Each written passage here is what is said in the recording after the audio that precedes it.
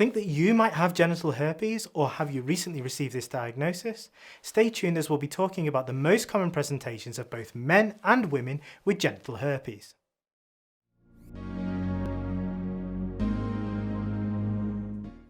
Welcome to JHP Medical. My name is Dr. Hart-Pinto and I'm going to tell you the most common symptoms of genital herpes and a few important tips. If you like this video, remember to subscribe and click the notification bell. This ensures that you don't miss out on any of our latest videos. So what is genital herpes? Genital herpes is a commonly sexually transmitted infection. Genital herpes itself is caused by the virus herpes simplex. The infection can spread in a number of ways.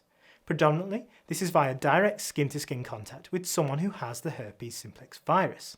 However, you may be able to still contract genital herpes when your infected partner does not have any visible sores or blisters.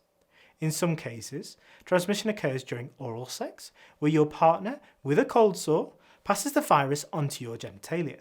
It is also possible to transfer the virus on your fingers from an infected individual to yourself, or by sharing sex toys.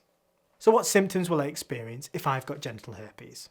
For around 8 in 10 individuals, they remain asymptomatic despite being infected with the herpes virus. Being asymptomatic means that the symptoms of the genital herpes are so mild that they do not experience any symptoms of the disease. However, if you do experience symptoms, you're likely to complain of any of the following.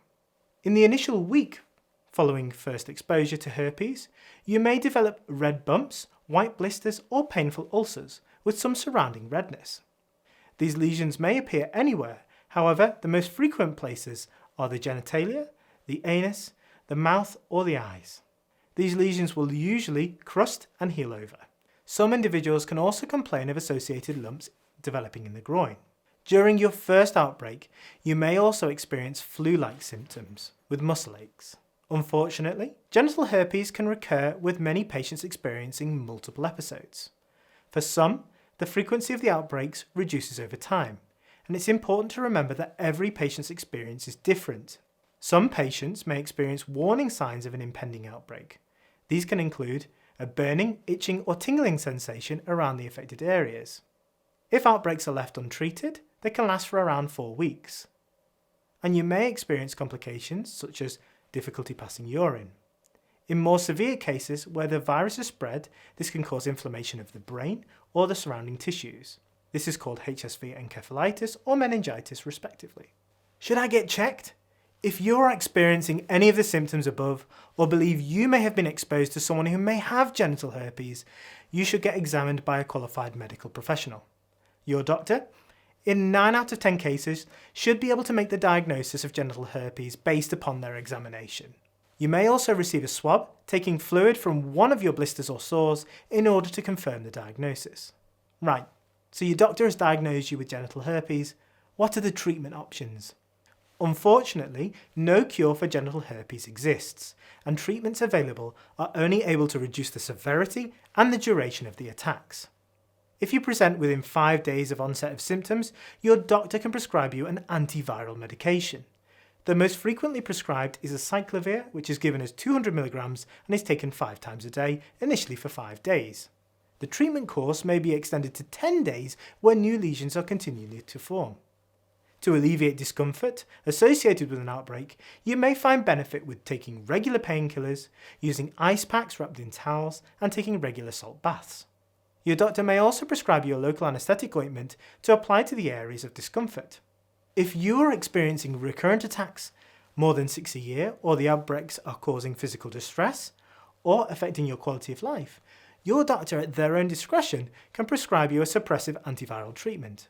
This is again in the form of oral acyclovir, 400 mg taken twice a day for 12 months. Should I get my partner checked? If you've been diagnosed with genital herpes, you may have passed this infection on to your partner. Therefore, it's important that your partner is reviewed by a suitably qualified medical professional. If you've had multiple sexual contacts, it's important to engage with contact tracing, as other people may also become infected. Your local GUM clinic can assist you with this, and you can, if you so wish, remain anonymous. What about herpes during pregnancy? I'm pregnant? Should I be worried? If you're pregnant, it's important to report your diagnosis to your obstetrician. Newborn babies can be exposed to the virus during childbirth. Amongst newborns, herpes infection most commonly affects babies' eyes, mouth or skin. However, in more serious cases the infection can spread to the baby's organs. Where this infection has spread to this degree, around 1 in 3 infants will sadly die despite receiving treatment. So how can I protect myself or my partner from contracting genital herpes? First of all, if you or your partner experience any sores associated with genital herpes, it's advisable to avoid sexual intercourse at this time. Barrier contraceptives such as the condom can also be useful in preventing transmission. However, it's important to remember that the herpes virus can still be transmitted if the infected area is not covered by the condom. It is also advisable to avoid sharing sex toys. If you do, ensure that they're washed thoroughly and apply a condom to them also. Thank you for watching. We hope you found this information useful. If you've enjoyed this video, why not subscribe, click the bell or write down below. Of course, this video does not provide individual medical advice and is intended for information purposes only. Do not consider this as a substitute for professional medical advice, diagnosis or treatment. Please don't ignore professional medical advice in seeking treatment because of something you've heard here. If you believe you may have a medical emergency, immediately call your doctor or ambulance service. Thank you for watching. See you next time.